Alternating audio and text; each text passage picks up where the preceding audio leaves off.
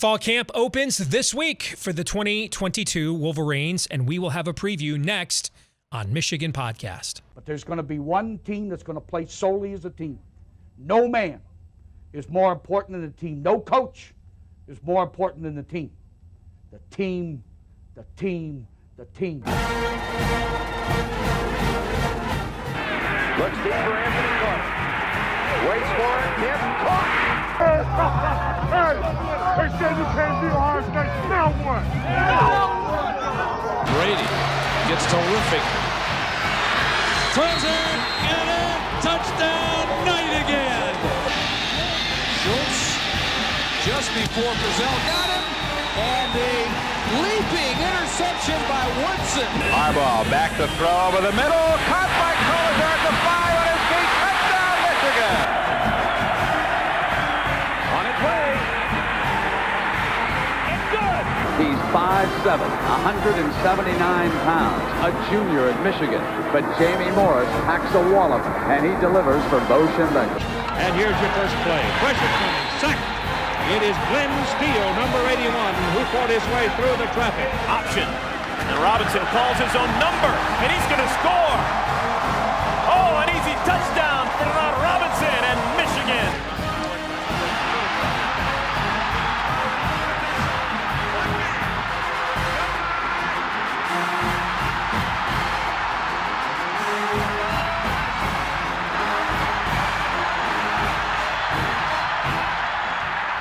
Win it.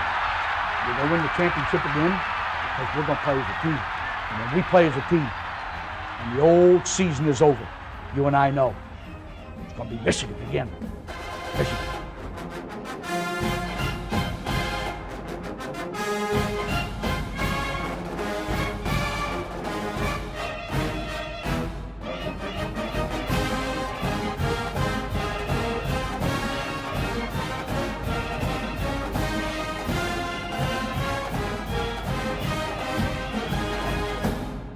Go Blue, welcome to Michigan Podcast. I am Steve Deace, and this week, fall camp opens for the 2022 and reigning Big Ten champions, although you wouldn't know it if you paid attention to this offseason. It's like last year never happened and Michigan never won the Big Ten, but the reigning Big Ten champion Wolverines do open fall camp this week.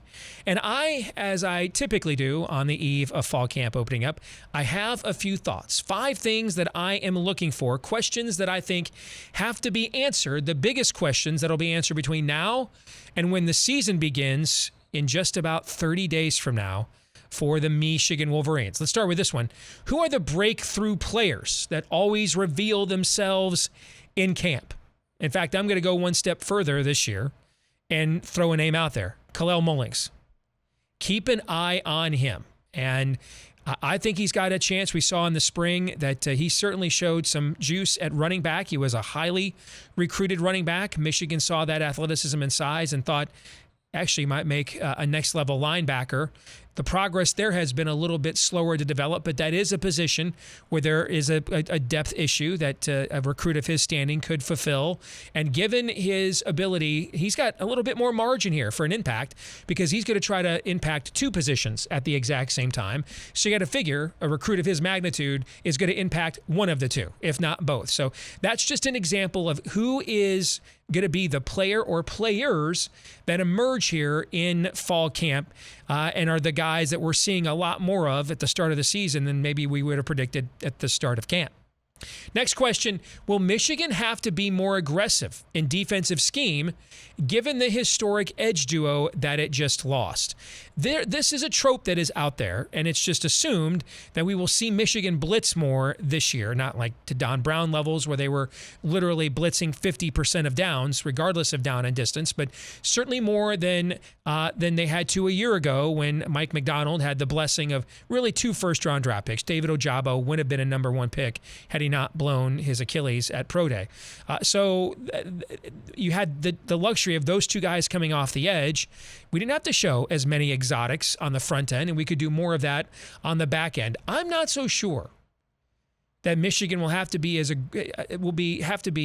aggressive as people think, because there may not be. In fact, I'm fairly confident there is not an Aiden Hutchinson on this roster, let alone a David Ojabo. But keep in mind, pretty much every significant edge player that has played for Michigan in the Harbaugh era has played in the NFL, has been drafted in the NFL.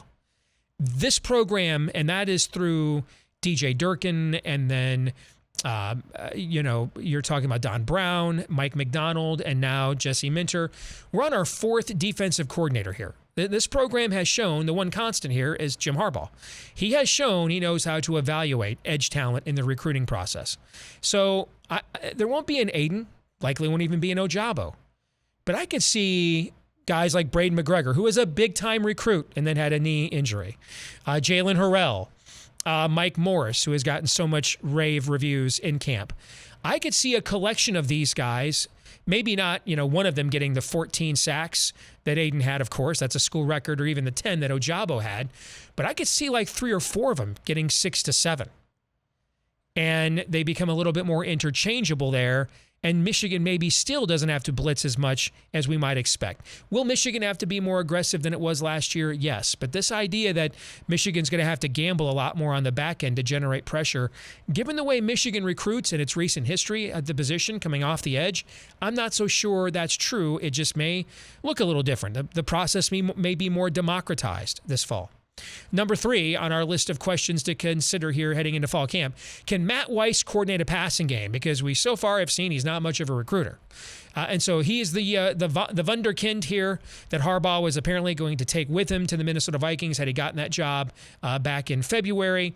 He's now the passing game coordinator, co-OC, alongside Sharon Moore.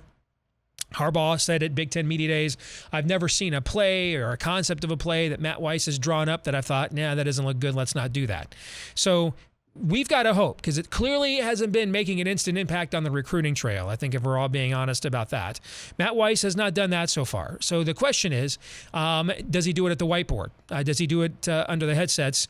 And then if you do that, then you become a good recruiter, because guys are like, hey, you may not be Mr. Buddy, Mr. Conversationalist, but you know how to scheme an offense, so I want to play for you, right? One thing we know is Josh Gaddis knew how to tweet. We don't really know that he knows how to coordinate an offense. It was really not that great when he was here, except for the last few games of Shea Patterson's final year. And then last year, they were great on offense. They led the nation in most explosive plays, touchdowns of 50 yards or more.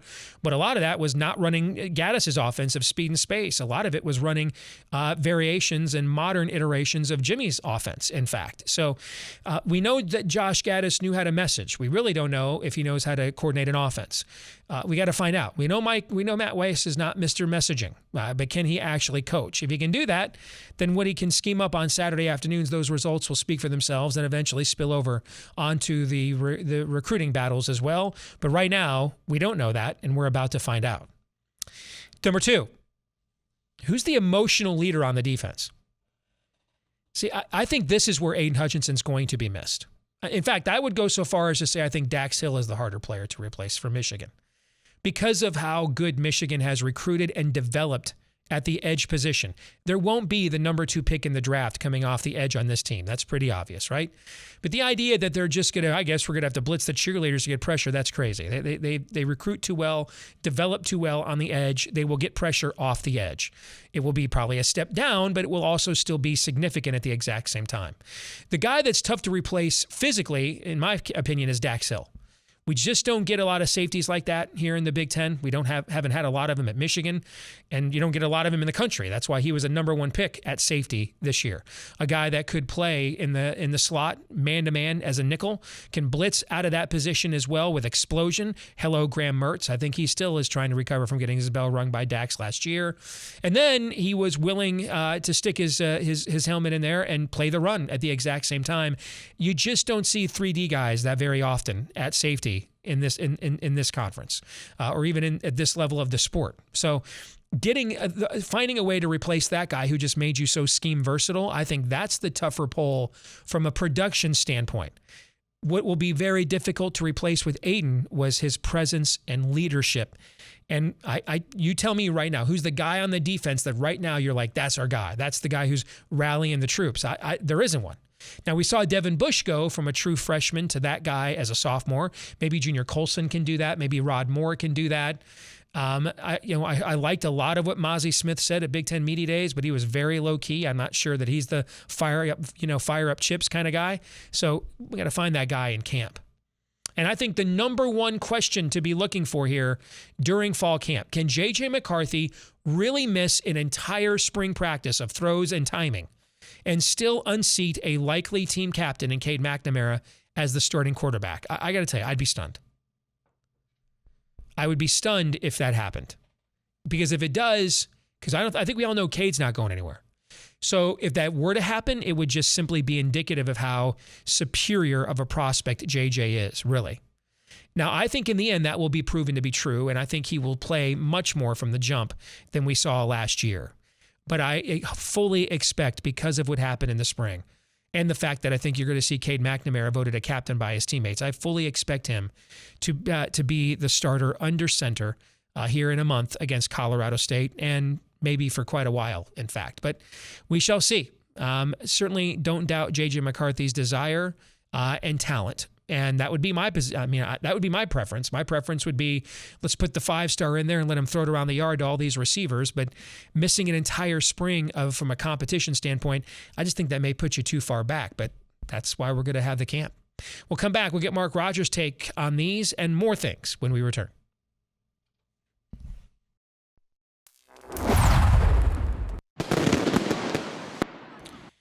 Well, let's get an alternative perspective from our good friend and perhaps the world's one and only reasonable bucknut himself. Mark Rogers has a fantastic channel here on YouTube, the voice of college football. So much great content that he gets from correspondents all across the country. So particularly if you are into investing in potential outcomes, you can get a lot of good news by following Mark's channel and his work. Good to see you, my friend. How are you?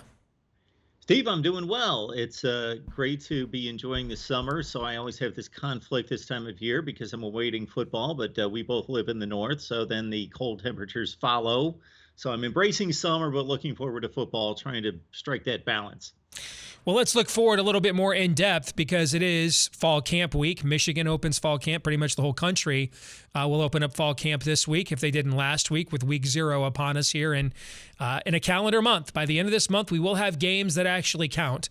So whether it's Michigan's fall camp or just fall camp in general, other than the obvious injury news, what is it that you are looking for? I feel as if one of the more valuable things we've gotten in recent years has been the Big Ten Network's fall bus tour. Even though a lot of it is, sports information director kind of fluff and propaganda, particularly if you follow their actual tweets rather than the broadcasts, you can get some good information and some good nuggets from what those guys glean from visiting various practices. But what are you looking for right now?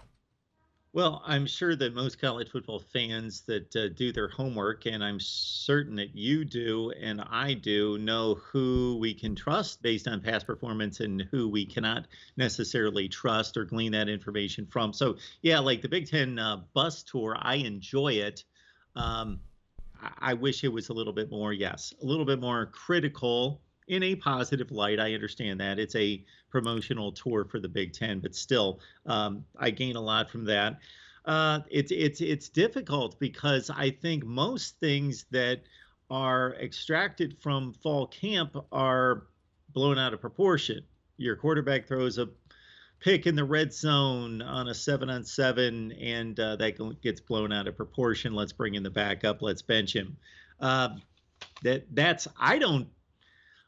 I generally look at weak spots on a particular roster. So if it's a known strength, I'm not that concerned, regardless of what I hear that's negative, outside of injuries, of course, which change the personnel grouping. But look for the weak spots. If you got those pinpointed weak units on a particular team, gather the news there to see if anything's been addressed, anybody is broken through as a better player than expected, or they've maybe addressed something in a scheme that they can hide some weaknesses. So what news are you waiting to hear during Michigan's fall camp here this month along those lines? Well, I know that you mentioned breakthrough players. So And there's always at least one, if not several. Yes, always. Yeah, so this is one of the great things when you mention having correspondence, because what I get from them that I always ask for is I'm like, I want to know the next wave of players. Mm-hmm. I know the players that have already impressed to some level. I know the impact players, not even just the all conference players. I know those guys on every team. I want to know the next wave. Who are the 2-3 guys that could break out on each side of the ball? And why that's so important is, and I don't know where to categorize Michigan, Steve, because take Penn State, the wide receiver position. Jahan Dotson has been so dominant there for them as the definite number one guy. Parker Washington's been nice as a complimentary guy. And the rest of those guys on the Penn State wide receiver core, they're just guys. They're tremendous athletes in high school. They got recruited to Penn State, but they're just guys. Whereas Ohio State, Georgia, especially at particular units, but pretty much across the board, I'll take the Ohio State wide receiver comparison to Penn State. There's just so few programs where you just have waves and waves and waves of players, where I think where this pays off is, number one, you've got your NFL personnel losses. You got guys that are going to be busts, and then you have injuries.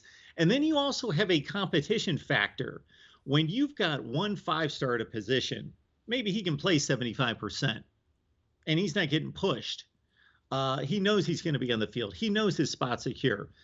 But if you've got a bevy of talent at that position, look at the old Miami teams and how they would, when they had, Willis McGahee and Frank Gore and like 3 or 4 others of those type running backs at one position, they knew, hey, I can't mail this in. I just think that level of recruiting, what doesn't get counted on in the benefit of that level of recruiting, is the competition in camp, and that it raises everybody to a degree that can really raise the team to elite status. Mark, I think this is the first time since Lloyd Carr retired, and probably 2006, the year before his final year, that I can say as a Michigan fan, something that we took for granted for decades, basically. Michigan is essentially 3 deep at virtually every position. That doesn't necessarily mean that they're great at every single position, but that there is a Michigan caliber recruit that goes 3 deep at every one of those positions. There's not a position group that I'm like, right? In terms of not necessarily experience, but in terms of the depth and the personnel. And on offense, from a skill position talent standpoint, I mean, this is the deepest. This is the deepest Michigan has been. I mean, I think 2003, maybe in the 21st century, at all of those various positions, which is why a couple of things I think will be fascinating to see. I know everybody thinks Michigan will come out and do it early in the year last year and run it 60 times. I actually don't think Michigan's going to do that, because the 2 backs that it has this year are both more lightning than thunder. And you probably want to save some tread on those tires for games later in the year that matters. Like, I don't think Blake Corum and Donovan Edwards are running the ball 40 times combined the first those 3 non-conference games. I don't think that at all. And I think with all those receivers, you want to keep those guys happy. I actually think they're going to throw it around the yard quite a bit early in the year, because of the depth at receiver and wanting to keep those top-tier tailbacks fresh. And I think they have toys on the outside that they've not had in a long time. And they've got to keep JJ McCarthy happy, too, if he's not going to be the starting quarterback. So start there with your thoughts on the depth Michigan has comprehensively across the board. But then also, I am fascinated, and I mentioned this, in the segment before you came on, I am fascinated to see if a guy who is clearly the more talented player can beat out a guy who's destined to be voted a senior captain without throwing a single pass in spring football. And really, this week at camp will be the first time he's thrown competitively since the Orange Bowl, right? Can he really pull that off? I got to say I'm a little skeptical where that's concerned, but what are your thoughts on those 2 things?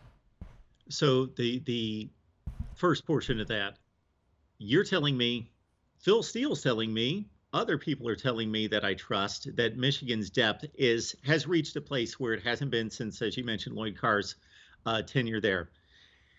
So that's one ingredient of elite status, so that they've apparently reached that level. The other is the game changer type of player that they lost on defense in 3 positions, in my opinion, with Ajabo, Hutch, and Dax Hill. So who are those guys? I don't necessarily know on defense. I know a lot of names. And I know Junior Colson is, a lot of people thought he was the best player in that particular class. So that's what we're waiting on in addition to the depth. The depth seems to have been addressed, to your point. But, yeah, who is going to be a game changer on defense, or multiple game changers, guys that flash, that you just notice their amazing ability watching the game? So the quarterback, the quarterback situation. So can JJ reasonably, legitimately beat out Cade during August? I would think not, depending on what Harbaugh is valuing. If he's valuing what he typically holds true to, which is decision-making and making the right call in the pocket, then Cade's going to keep the job because he's not going to make enough mistakes to lose the job. However, I still think Harbaugh has a justifiable position, if he wants to take this route, to say Cade McNamara is a tremendous quarterback, but JJ McCarthy is just a better athlete. And especially if he's able to show that, and there's a marked difference in camp. If Harbaugh is approaching this the way he has stated that he's going to, going back to Big Ten Media Days, then he still has wiggle room to make his evaluation in 2 separate paths. And there's still a JJ path that is justifiable to say, you're just a flat out better player. You're just a flat out better player, and your pluses negate the mistakes or the inexperience, or that's what we're projecting. Therefore, you won the job because you showed again after the dead arm in spring, you came back, you still have as good an arm as you did before, and you can make you're at the 95% level of making the right decisions and right plays that Cade, if he's 100, you're at 90 or 95, but that your talent and ability overrides a couple mistakes. Therefore, I can justify naming you as the starter. Fill in the blank here for me. Michigan's training camp is a success if blank. Michigan's training camp is a disappointment if blank. Well, injuries aside, so we're looking at defensive scheme. You had mentioned that to me at one point, just trying to figure things out without the 2 amazing bookend guys. What are they going to do? How are they going to play this? And I am really wrestling whether, looking past briefly fall camp, whether this 4 to 5 cream puff games out of the gate is an advantage to work out the defense and not only figure out personnel, work out scheme match to personnel and which is best, how aggressive do we play versus how conservative, and then also look at the offense to say how complementary can we be playing aggressive on defense or being conservative on defense to complement the offense. But maybe the lack of not a team that's going to seriously threaten Michigan with a loss, but a Kansas State or a Louisville on the non-conference schedule to really test this team. I don't know. I was thinking it was an advantage to go in with 4 or 5 cream puffs. Obviously, from a win-loss standpoint, it is. But in terms of working out that defensive scheme and fitting personnel into it and figuring out the best route, I don't think that it is. You had also mentioned, Steve, emotional leadership on this team. So particularly on the defense, I'm not worried about it on the offense at all. But on the defense, on the defensive side, Michigan has enough athletes. I think we'll have more sacks than we had last year, partly because of the schedule, partly because of the offense. We're going to bury teams early. They're going to be throwing a lot more to catch up. We're not going to have as many grinded out games. I think we'll have more sacks than we had last year. Scheming 25 sacks with the way Michigan recruits isn't the issue.